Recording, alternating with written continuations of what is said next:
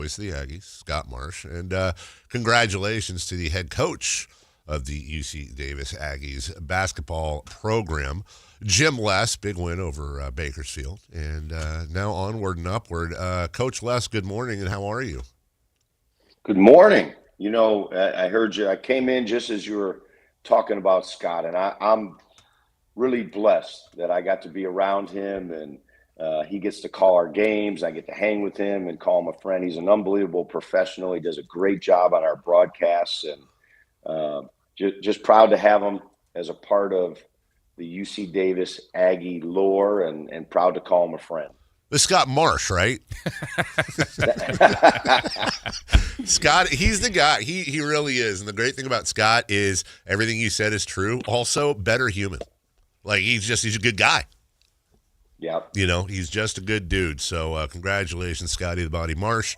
1,500th game. That's a lot. That's crazy. Good for him. And he was on the call, or I'm going to assume he was on the call for your big victory this week, splitting a couple since we last spoke. But, hey, anytime you can get a road win in the Big West, it's a good thing, Coach.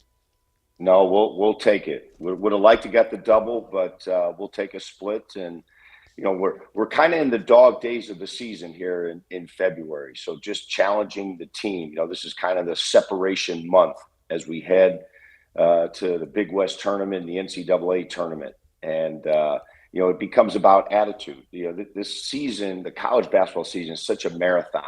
The NBA season is a marathon. And you just, as a coach, you're trying to find different ways to motivate, to engage, to strike a chord that gives you a leg up, because everybody knows what you're running. We're not changing our offensive schemes very much. We're not changing our defensive schemes, but it's the kind of the veracity under which you execute those schemes that is a difference maker as we head down the stretch.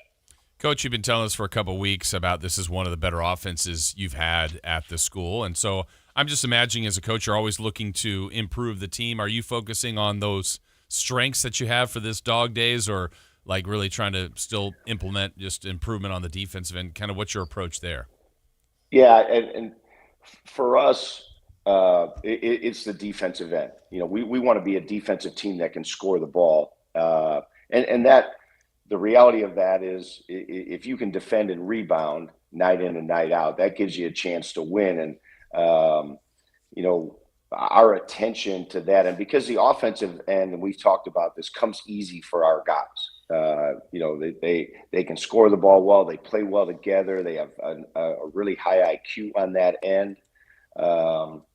But it's the other end that decides our fate. And if you look at some of our really good wins this year, it was the defensive end and the rebounding. And if you look at our tough losses, it's when we didn't do those things. Because eventually, during the course of a game, you're going to go through a lull where the ball doesn't go in the basket, and teams ramp up their defense, and your ability to get stops is crucial. So the attention on that end of the floor, practice mainly yesterday, was I'd say 99.9% defense. So we hope that carries over tomorrow.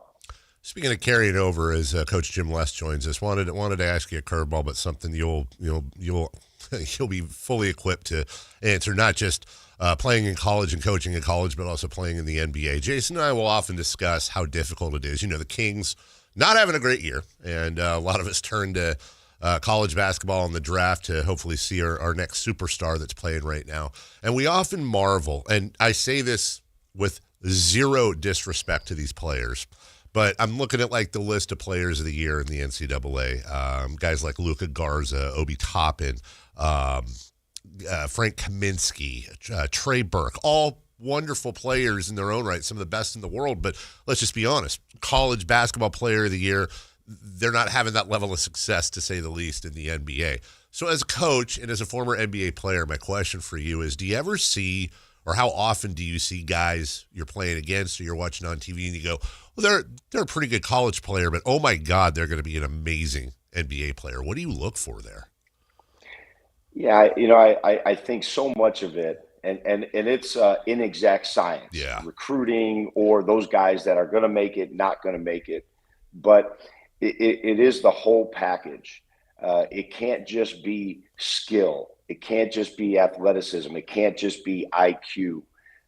You've got to have an abundance in each one of those areas. And I think that's what so many people, like, I was watching Darren Peterson the other night, who everyone projects as the number one pick. And I don't know anything better, but I watch his ability to impact the game with his athleticism, his skill, and then also his IQ with the plays he's making with the ball in his hands and off the ball, that you say, you know what, I see it.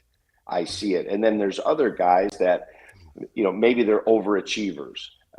Maybe they've maximized, their talents and abilities, or maybe it's a high IQ guy that doesn't necessarily have the skill and athleticism. It's just hard without one of those to make it. The players are so good in the NBA and so smart. They don't get enough credit for their IQ. And that's why a lot of the young guys struggle so much.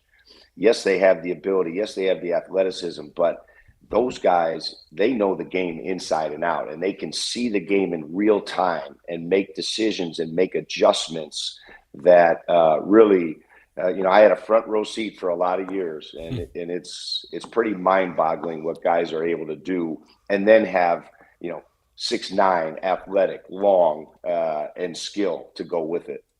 Yeah, it's funny, Coach. You'll hear people sometimes say, maybe even coaches will say, "Oh, give me a roster filled with, the all-out effort, energy, hustle guys versus, everybody can see the talent guys too." Like, I don't know if you would have a preference. There's probably obviously a combination of both. But if you had a roster that was just pure hustle, pure energy with, some obvious talent, how far do you think you could take a team like that? Yeah, not very far. Because ultimately, and you watch people close games out. They're giving their ball to Luka, and Luka is going to make a play, and it's you just hope he misses, because you're not really going to stop him. That's not reality. And I'm a believer you've got to have those hustle, hard work guys, and they got to be some glue guys on your team.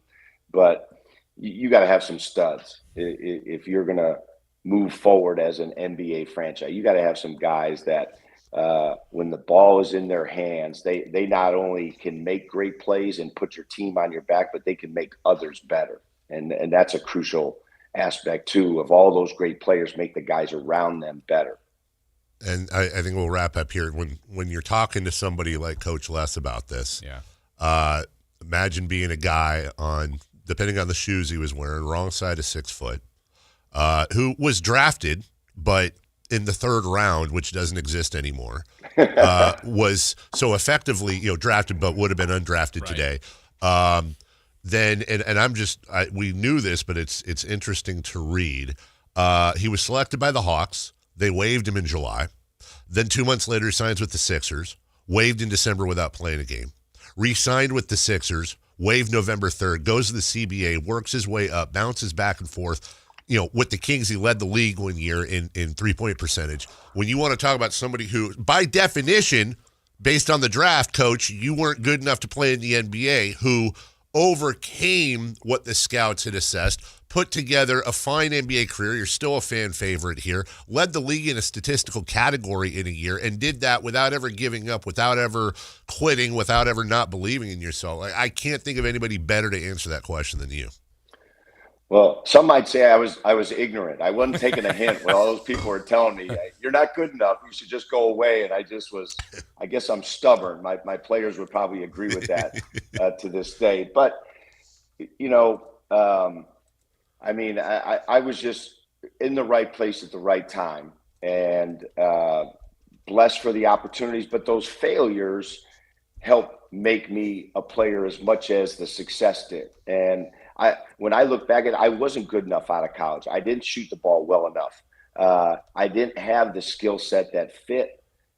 Like you were saying, I was a decent college player, but that skill set didn't transfer to the NBA until I learned and made myself a better shooter because of where the game was going when the three-point line was becoming important. Now, I would have loved, I tell you guys all the time, I'm made for today's game.